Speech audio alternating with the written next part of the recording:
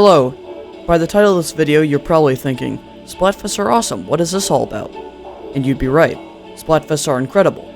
All the cool colors and neon lights, combined with the fact that you are competing with other teams for your opinion on a certain topic. However, this video is focused on the part of Splatfest that I find particularly kind of annoying and a bit boring at times. The turf war side of things. Now, it's not that I don't enjoy turf wars, that's not true. In fact, it's probably one of my favorite modes to this game. It's the fact that when you have to play turf war for 3 days straight, you can start to see some of its problems. So in this video, I'll be talking about what makes Splatfest turf wars a bit boring in my opinion, and ways to fix them. Also, these are all my opinions, so take this video as you will, and don't go thinking anything I say here is fact.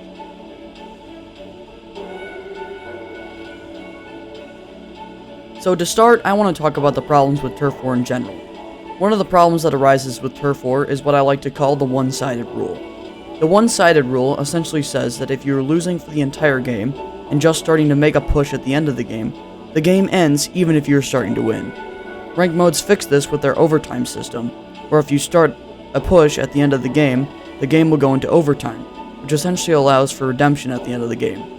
Now there's also the inverse of this, which I like to call the 30-second rule, where even if you're winning a game for the entire round, the other team still has the chance to suddenly get lucky and have their team all of a sudden push at the final moment to just barely win the game. This can lead to frustration for players, and overall, even if you're going to win the game off this, it can still feel like you're being incredibly cheesy. Ranked modes fix this with their point systems, where you can score points for the entirety of the game, and if you score enough points, then you win the game automatically. This is also fixed with the fact that even if you're completely knocked out, it's still pretty hard for the entire team to make a push that grants them more points than you do at the end of the game, even with the extra time granted by the overtime system. The way I say they go about fixing this is by looking at the percent of the map painted by both teams, kind of like how Tricolor Turf War does it. And then if the other team gets more control in the last 15 seconds of the match, then let the match go into overtime for another 15 to 30 seconds. This would fix this 30-second rule by allowing the other team to retake the game, even if you start winning at the end of the game. And this would fix the one-sided rule, where if you're losing for the entire game, and you just start to win, you all have the chance for redemption. This would also allow for skirmishing weapons such as Platana Wiper and Tetra Dualies to really make a difference in the game state.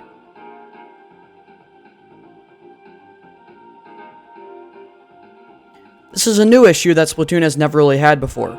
The fact that some of the time you need to use Super Sea Snails to upgrade certain pieces of gear that you want to use, such as the hero gear.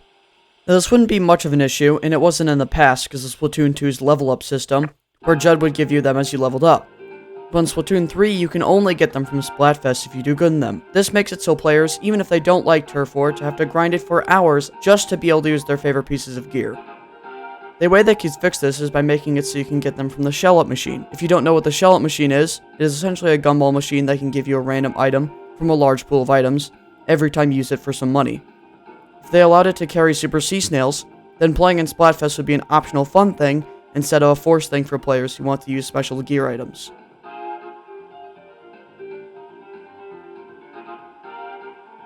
My other problem with the turf war system in Splatfest is the fact that you can't play with your friends from other teams in a competitive environment with others online for the entirety of the event.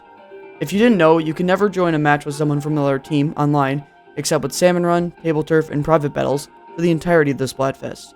This makes sense why this is the case, but this also brings up a good idea on how to fix this. Just allow us to play regular matches during the Splatfest. This would allow us to play with friends that are on other teams and allow for another option besides Splatfest turf wars in a Splatfest. This would also allow for more fun to be had for people who don't particularly like turf war as much, and allow for them to use their favorite weapons the way they want.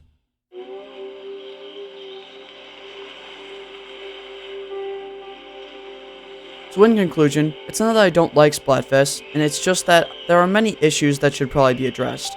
And I know that these probably won't happen because Splatfests have always been like this, and they're not going to change arguably their most important mode anytime soon. But you know something that can change sometime soon? You being subscribed to the Glitchy Coconut YouTube channel. These videos take a long time and I'm not stopping anytime soon, so dropping a sub would really help me out on my journey to 50 subscribers, where once I reach this milestone, I will take on After Alterna. But anyways, thanks for watching this video. If you did enjoy it, consider leaving a like and sharing with some friends, and I'll see you in the next video.